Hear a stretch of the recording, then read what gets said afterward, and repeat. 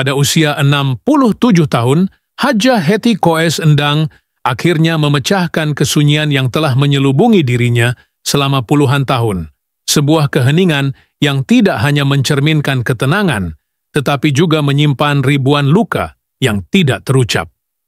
Penyanyi legenda Indonesia ini yang telah menjadi ikon keroncong sejak dekad 1970-an, berdiri di hadapan khalayak bukan lagi sebagai primadona dengan suara merdu, tetapi sebagai seorang manusia yang rapuh, penuh pengalaman, dan kini dihimpit oleh pelbagai penyakit yang perlahan-lahan merampas sisa kekuatannya. Hetty bukan sekadar nama dalam sejarah musik Indonesia, beliau adalah lambang keteguhan, keanggunan, dan ketulenan jiwa seni yang melampaui masa. Lagu Damai Tapi Gersang, duet ikoniknya bersama Aji Bandi pada tahun 1977, bukan sahaja memenangkan Festival Lagu Populer Dunia di Tokyo, satu pencapaian luar biasa buat seorang artis dari Asia Tenggara pada era itu, tetapi juga menjadi cerminan batin Hetty sendiri. Dalam bait-bait lagu itu, tersimpan rintihan seorang wanita yang mencari kedamaian di tengah kekosongan, yang menyanyikan tentang cinta dan kehilangan dengan kesungguhan yang seolah-olah datang terus dari hatinya yang paling dalam. Namun, di balik sorotan lampu pentas, Hetty menyimpan banyak cerita yang tidak pernah dia ungkapkan. Bertahun-tahun lamanya, dia memilih untuk diam, membiarkan suaranya hanya bersuara lewat lagu-lagu, bukan kata-kata. Dalam senyap, tubuhnya mulai melemah. Penyakit demi penyakit datang tanpa henti. Tekanan darah tinggi, gangguan pernafasan, dan radang sendi yang menyakitkan setiap kali dia melangkah. Tetapi lebih dari segala penderitaan fisikal, ada luka jiwa yang tidak kelihatan. Keletihan emosional akibat tekanan industri hiburan, kehilangan sahabat-sahabat seperjuangan, dan rasa sunyi di balik gemuruh tepukan penonton. Semuanya membentuk benteng yang membuat Hetty berdiam diri selama puluhan tahun. Tahun 2024 menjadi titik balik. Dalam satu acara penghormatan kepada seniman-seniman legenda, Hetty tiba-tiba berdiri dan berkata, dengan suara yang masih memukau, namun kini lebih dalam, lebih berat, seolah-olah setiap patah kata ditarik dari dasar jiwanya, tentang perjuangan yang tidak pernah diketahui oleh publik. Air matanya jatuh ketika dia mengaku telah menanggung kesakitan seorang diri, tidak ingin membebani orang lain, dan lebih memilih untuk menjadi simbol kekuatan, walaupun tubuhnya semakin lemah dari hari ke hari. Ketika Hetty berbicara, bukan hanya kisah tentang seorang penyanyi yang sedang sakit yang kita dengar. Kita sedang menyaksikan pernyataan jiwa seorang wanita yang telah hidup melalui zaman-zaman perubahan budaya, politik, dan sosial, tetapi tetap setia kepada keroncong, kepada bangsa, dan kepada mimpinya. Setiap penyakit yang kini melemahkannya bukanlah tanda kelemahan, tetapi lambang dari pengorbanan yang tidak kelihatan. Dia memberikan segalanya kepada dunia, suara, waktu, kehidupan, bahkan kesehatannya. Suaranya mungkin tidak setajam dahulu, langkahnya tidak lagi sekuat dulu, tetapi kehadirannya masih memukau. Dia berdiri, bukan dengan kekuatan otot, tetapi dengan kekuatan warisan seni dan sejarah yang dia pikul selama ini. Para penggemar dari generasi ke generasi masih mengalirkan pujian, bukan hanya kerana lagu-lagunya, tetapi kerana kebijaksanaannya, ketabahannya, dan kemanusiaannya. Momen pengakuan itu bukan hanya tentang seorang artis yang jatuh sakit, tetapi tentang seorang manusia yang akhirnya memilih untuk tidak lagi menyembunyikan penderitaannya. Ia menjadi panggilan untuk kita semua, untuk mendengar lebih dalam daripada sekadar melodi, untuk melihat lebih jauh daripada sekadar pentas dan kostum. Hetty Koes Endang adalah lambang bagaimana suara dapat menjadi rumah bagi berjuta perasaan dan bagaimana diam dapat menyimpan jeritan paling lantang dari hati yang remuk. Sejak saat itu, dunia melihat Hetty dengan mata yang berbeda. Tidak lagi hanya sebagai penyanyi legendaris, tetapi sebagai wanita yang telah melalui neraka yang diam dan kembali dengan kekuatan untuk bercerita. Dia menjadi cermin bagi banyak orang yang menderita dalam senyap, yang selama ini merasa mereka harus kuat, meskipun tubuh dan jiwa mereka terus merapuh. Dan di tengah semua ini, Hetty tidak meminta simpati. Dia hanya ingin didengari, bukan hanya nyanyiannya, tetapi juga kisah hidupnya. Bisik lirih dari seorang wanita yang mengorbankan segalanya demi seni dan bangsa. Sebuah pengakuan yang datang terlambat, tetapi tidak pernah terlalu lambat untuk meninggalkan kesan yang kekal. Dalam suasana yang sunyi di sudut rumahnya di Jakarta, Hetty duduk di kursi rotan tua yang sudah berdecit setiap kali dia bergerak. Di meja kecil di sisinya, sebuah cawan teh melati yang uapnya sudah mulai memudar menemaninya, bersama sehelai selendang batik yang disampirkan longgar di bahunya. Di sekelilingnya, dinding rumah dipenuhi gambar-gambar lama. Potret hitam putih saat dia muda tampil di panggung Istora Senayan dengan gaun brokat dan rambut disanggul tinggi. Gambar saat menerima penghargaan dari pemerintah. Dan satu foto yang paling dia sayangi, foto dirinya bersama ibunya, wanita yang dahulu pertama kali mengajarkan makna setiap nada dalam lagu keroncong. Tangannya kini gemetar halus, tapi matanya masih menyimpan kilau tekad yang sama seperti saat berusia 20-an. Bila dia tertawa, suara itu masih merdu, masih mengalun dalam getaran khas Hetty Koes Endang. Tetapi kini, setiap tawa seperti menyimpan beban waktu. Sebuah ketawa yang tidak lagi polos, melainkan bijak. Setiap kerut di wajahnya bukan sekadar tanda usia, tapi cerita. Dan setiap napas yang ia tarik dalam-dalam adalah perjuangan untuk tetap hidup dalam dunia yang terus berubah. Dia sering memegang radio tua di ruang tamunya. Benda kecil yang sederhana, tapi menyimpan ribuan kenangan. Disitulah dia mendengar pengumuman kemenangannya di Tokyo untuk pertama kali. Disitulah dia mendengarkan lagu-lagu orang lain, mencoba memahami dunia dari suara orang lain ketika dia sendiri tidak berani bersuara. Radio itu, dengan bunyi klik setiap kali dinyalakan, seakan membawa dia kembali ke masa lalu, ke saat dia masih percaya bahwa suara bisa mengubah dunia. Orang lihat saya di pentas, mereka lihat nyanyian, tapi tak ada siapa tahu. Malam-malam saya menangis sendirian, karena sakit dada, karena tak bisa tidur. Kadang suara saya hilang sehari penuh, dan saya tak tahu bila ia akan kembali. Dia pernah berbisik kepada seorang wartawan muda yang datang untuk wawancara. Wartawan itu terdiam, tidak menyangka bahwa sosok sebesar Hetty menyimpan keraguan begitu besar dalam dirinya sendiri. Hetty pernah kehilangan suara selama 2 minggu penuh, selepas tampil dalam konser amal yang berlangsung di luar kota. Debu, udara dingin malam, dan kepenatan melumpuhkan pita suaranya. Selama 2 minggu itu, dia hanya bisa menulis di atas kertas. Tapi lebih menyakitkan daripada kehilangan suara adalah ketakutan dalam hatinya. Bagaimana jika suara saya tak pernah kembali? Dia menulis puisi sepanjang hari, tentang laut, tentang pelukan ibunya, tentang Tuhan. Sebab saat tak bisa bernyanyi, satu-satunya cara dia merasa hidup adalah dengan menulis. Dan dari puisi-puisi itu, lahirlah satu album khas, tidak pernah dijual secara komersil, hanya diberikan kepada sahabat dan keluarga. Tajuknya, Suara yang Diam. Lagu-lagunya lirih, seperti bisikan dari ruangan hati yang paling tersembunyi.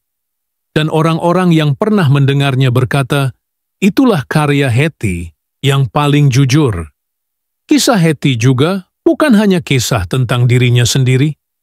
Ia adalah kisah tentang seorang wanita yang melawan stereotip, yang tidak tunduk pada keinginan industri hiburan untuk selalu muda, cantik, dan sempurna.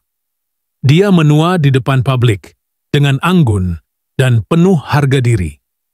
Bahkan ketika wajahnya tidak lagi sering muncul di televisyen, namanya tetap bergema di hati jutaan penggemar. Setiap kali lagu Damai Tapi Gersang diputarkan di radio, pendengar yang lebih tua terdiam dan yang lebih muda bertanya, "Siapa dia?" Dan melalui pertanyaan itu, Hetty terus hidup. Di lingkungannya, Hetty masih dikenal sebagai Bu Hetty, yang suka memberi kuih buatan tangan kepada tetangga. Anak-anak memanggilnya Nenek Penyanyi. Mereka tidak tahu bahwa tangan yang kini membungkus kuih-kuih kecil itu dulu memegang mikrofon di hadapan ribuan orang. Tapi Hetty tidak pernah merasa lebih bangga daripada ketika seorang anak kecil menyanyikan kembali lagu lamanya, meskipun dengan nada fals dan lirik yang terbalik. Dia tidak pernah mencari ketenaran kedua. Sebaliknya, dia menemukan ketenangan dalam keterasingan. Dia mulai mengajar keroncong kepada generasi muda di sebuah sanggar kecil. Setiap minggu, di bawah pohon flamboyan yang rimbun, suaranya kembali mengalun.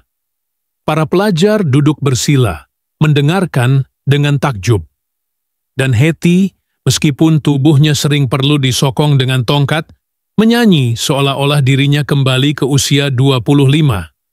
Dari cara dia membetulkan posisi tangan anak-anak ketika memegang gitar, hingga cara dia menekankan pentingnya rasa dalam setiap bait lagu, Hetty mencurahkan seluruh jiwanya. Keroncong bukan hanya tentang melodi. Ia tentang napas, tentang rindu, tentang cerita yang tak pernah sempat kau ucapkan. Katanya suatu petang sambil memejam mata, menikmati desir angin yang mengusap pipinya yang dingin. Poetry namun waktu tidak pernah berhenti. Sakit datang lebih sering. Kadang dia tidak bisa bangun pagi, kadang tubuhnya menolak makan. Tetapi dia tetap memaksa diri, karena dia tahu, selama dia masih bisa menyanyi, dia masih hidup. Dan ketika dia tidak lagi bisa menyanyi dengan suara, dia menyanyi dengan mata, dengan sentuhan, dengan kehadiran. Orang-orang datang menemuinya bukan untuk mendengar lagu, tetapi untuk mendengar cerita tentang masa lalu yang tidak akan pernah kembali, tetapi hidup selamanya dalam ingatan mereka yang mencintai. Hetty Koes Endang bukan hanya seorang legenda. Dia adalah suara rakyat. Suara yang bertahan ketika dunia berubah. Suara yang tidak pernah benar-benar hilang, meskipun tubuhnya perlahan-lahan menyerah. Dan mungkin itulah keajaiban Hetty, bahwa meskipun sakit merenggut kekuatan tubuhnya, ia tidak pernah bisa menyentuh jiwanya. Sebab jiwa Hetty adalah lagu yang tak pernah tamat, sebuah keroncong abadi yang terus bergema di hati semua orang yang pernah mendengarnya. Namun, meskipun Hetty mulai berbagi kisah, masih ada bagian dalam dirinya yang tetap terkunci rapat, sebuah ruang batin yang tak seorang pun benar-benar tahu cara membukanya. Ia seperti menyusun puzzle dari ribuan keping ingatan, namun dengan sengaja membiarkan beberapa bagian hilang, tak terjamah, tak terjelaskan. Ketika para pewawancara bertanya lebih dalam, wajahnya berubah menjadi datar, suaranya menjadi perlahan, dan matanya melihat ke arah yang jauh, seakan berbicara kepada sosok yang tidak terlihat oleh orang lain. Ada hal-hal yang tidak perlu diceritakan, katanya pelan suatu hari, sambil memutar cincin tuanya yang terukir nama seseorang yang tidak pernah ia jelaskan siapa. Karena apabila kita menyimpannya dalam hati, mereka tetap hidup di sana. Bila diceritakan, mereka bisa lenyap. Orang-orang berspekulasi, siapa sosok di balik nama pada cincin itu? Adakah cinta yang hilang, sahabat yang telah pergi, atau sebuah rahasia yang terlalu dalam untuk diungkapkan?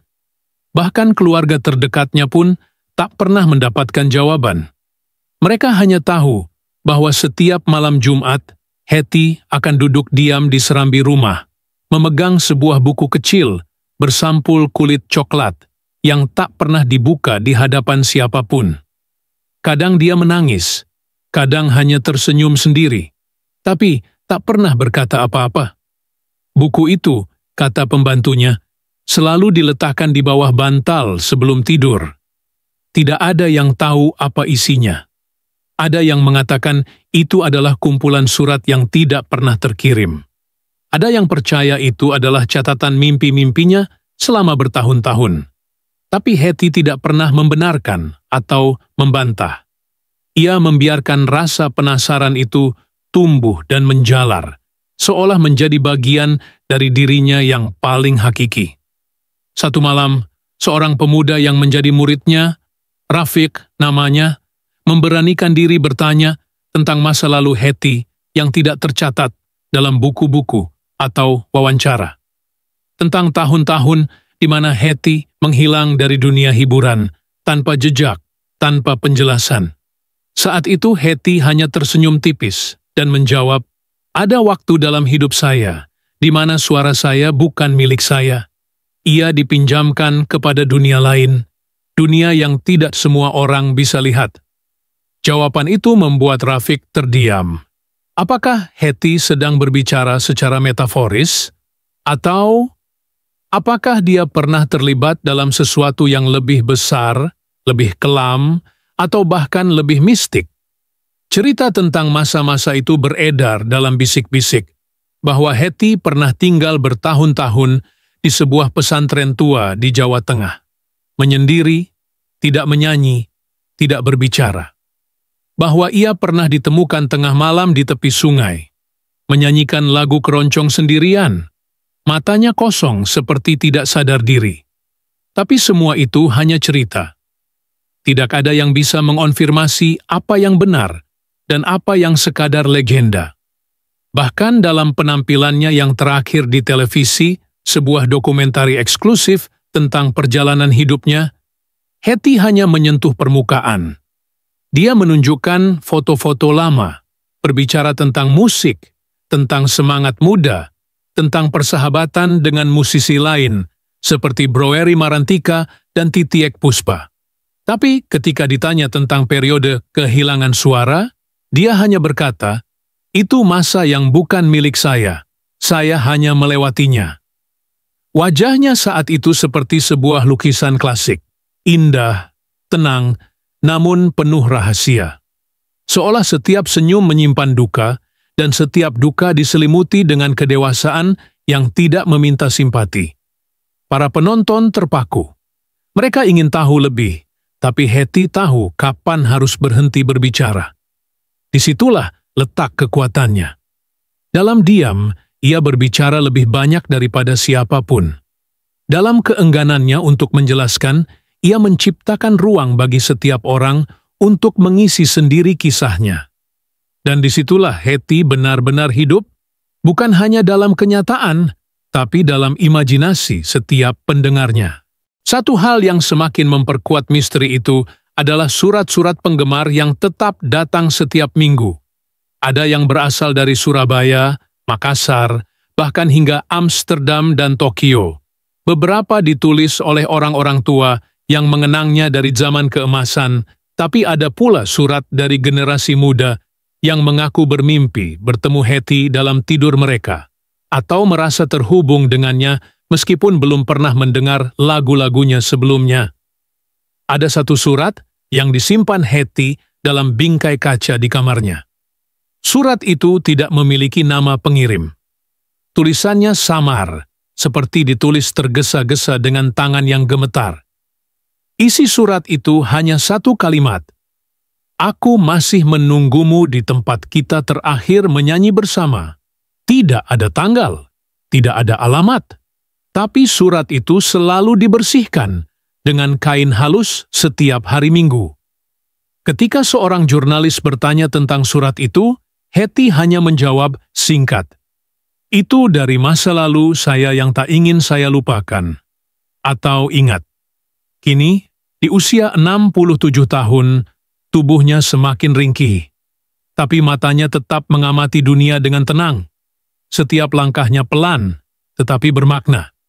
Orang-orang di sekitarnya selalu merasa ada sesuatu yang belum selesai dalam hidupnya. Sesuatu yang menggantung di udara, seperti nada akhir dalam lagu yang tertunda. Hetty kadang menatap bulan lama-lama, seolah menunggu seseorang atau sesuatu yang hanya dia yang tahu. Bahkan ketika tidur, bibirnya kadang bergerak pelan, seperti menyanyikan lagu yang tak bisa didengar telinga manusia biasa. Mereka yang mengenalnya tahu, Hetty Koes, Endang, bukan hanya legenda keroncong, dia adalah teka-teki hidup yang takkan pernah sepenuhnya terpecahkan. Dan mungkin itulah cara dia ingin dikenang, sebagai nyanyian yang tidak pernah usai, cerita yang tidak pernah rampung, dan jiwa yang terus berbisik dalam hening, menunggu mereka yang benar-benar bersedia mendengarkan. Hujan turun perlahan di luar jendela kaca, membasahi dedaunan yang sudah mulai menguning oleh waktu.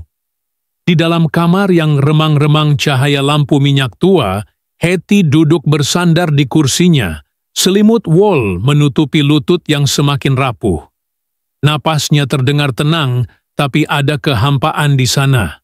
Seolah setiap helaan menyimpan kisah-kisah yang tidak akan pernah diucapkan. Di rak kecil di samping tempat tidurnya, beberapa kaset pita lama masih disusun rapi. Sebagian sudah lusuh, labelnya pudar, tapi ada satu di antaranya yang masih tampak utuh. Suara dalam Bayang, sebuah rekaman yang tidak pernah dipublikasikan. Konon, itu adalah koleksi lagu-lagu yang dia rekam sendiri saat berada dalam pengasingan, ketika suaranya hilang dan dunia lupa akan keberadaannya. Tidak ada siapapun yang pernah mendengarnya. Bahkan anak angkatnya pun hanya tahu keberadaannya dari cerita pengasuh rumah. Suatu malam, ketika petir menyambar jauh di balik cakrawala, seorang pemuda bertopi datang ke rumah Hetty, membawa sepucuk surat yang katanya ditulis oleh seseorang yang pernah menjadi bagian penting dari masa lalunya. Pemuda itu tidak mau menyebutkan namanya, hanya berkata bahwa ia diminta menyerahkan surat itu secara langsung ke tangan Hetty. Surat itu ditulis dengan tulisan halus, dengan tinta hitam yang samar, dan berisi hanya 3 kalimat. Aku masih mendengar suaramu, meskipun tidak ada lagi lagu. Aku masih menunggumu, meskipun waktu telah patah. Jika suatu hari kau kembali ke tempat itu, kau akan tahu segalanya. Hetty membaca surat itu dalam diam. Tidak ada yang tahu isi sebenarnya dari pikirannya waktu itu. Tapi malam itu, dia memutar kaset Suara Dalam Bayang untuk pertama kalinya setelah puluhan tahun. Tidak ada yang mendengar lagu itu kecuali dirinya sendiri. Lagu-lagu itu bukan seperti karya lamanya yang megah, tetapi nyanyian lirih, penuh bisikan dan patahan. Seolah-olah dia menyanyi sambil menangis, atau menangis sambil menyanyi. Satu demi satu, nada-nada itu mengisi ruangan, mengisi ruang kosong dalam dirinya, yang selama ini tidak bisa disentuh oleh kata-kata.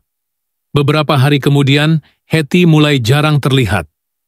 Anak-anak sanggar menunggu di halaman setiap sore, tapi pintu rumah tidak pernah terbuka.